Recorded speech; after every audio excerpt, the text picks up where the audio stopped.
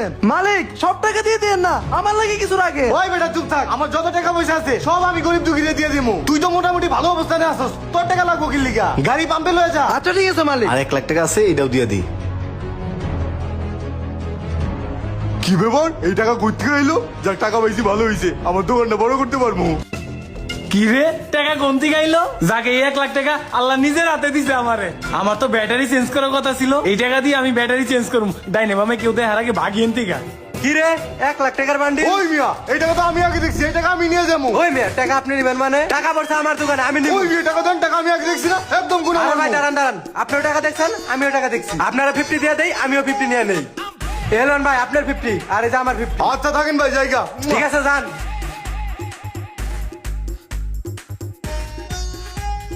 মালিক আপনি পাম্পে এলেন কে? কাহিনী তো কিছু বুঝলাম না। আমি তো আর কয়েক ঘন্টা পরে মরে যাবো, আর এই বাম রে কি হইব?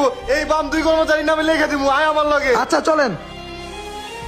এই সুমন, এই রাকিব, তোমাদের সাথে আমি অনেক জুলুম অত্যাচার করছি, তোমাদের লগে আর কোনোদিন আমি জুলুম অত্যাচার করবো না।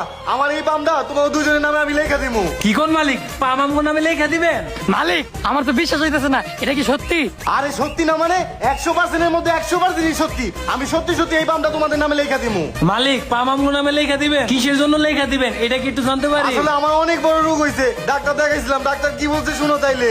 জীবন সাহেব, আপনার রিপোর্ট তো অনেক খারাপ আসছে। আপনি ক্যান্সারের শেষ স্টেজে আছেন। আপনি বড় জোর 4 থেকে 5 ঘন্টা বাঁচবেন। কি বলেন ডাক্তার সাহেব, আমি ক্যান্সারের শেষ স্টেজে আছি, আমি 3 থেকে 4 ঘন্টার বেশি বাঁচবো না? তাহলে ডাক্তার সাহেব কি করবো আমি এখন? এখন তো কিছু করার নাই, মরার আগে আপনি কিছু ভালো কাজ করেন, গরিব দুঃখীদের পাশে দাঁড়ান, আল্লাহর কাছে ক্ষমা চান। ঠিকই বলছেন ডাক্তার সাহেব, এখন তো আর কিছু করার নাই। আমার যত ধন সম্পত্তি আছে সব আমি গরিব দুঃখীদের মাঝে বিলিয়ে দিব। আমি মানুষের উপরে অনেক অন্যায় অত্যাচার করছি, তাদেরকে সম্পত্তি বিলিয়ে দিয়ে তাদের কাছে আমি মাপ চাবো।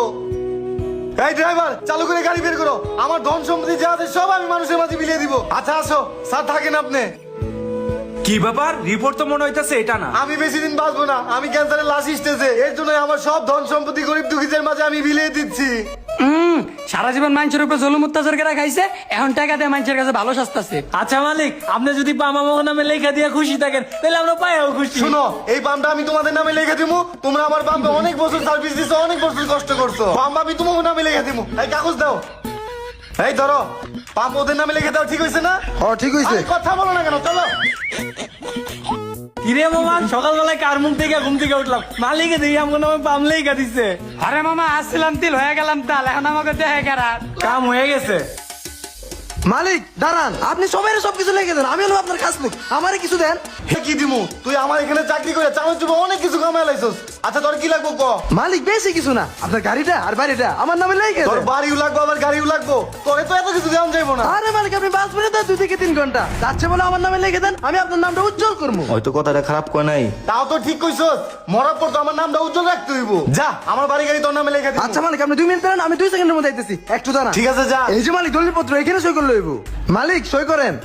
যা, আজকে থেকে গাড়ি আর বাড়ি তোর। লিখে দিছেন? যাক তাহলে তো আমি এখন মালিক। ওই বেটা তুই কেডা? তুই তো এখন ফকির মিষ্টি, আর বাঁচবি তো 2 থেকে 3 ঘন্টা। কোন 2 ঘন্টা লাগে যদি আমার গাড়িতে ড্রাইভিং করতে চাস তাহলে আয় পড়িস, থাক জায়গা। শালার সবকিছু লে না দিতে দিতেই এখন সবাই পল্লী নেওয়া শুরু করে দিল।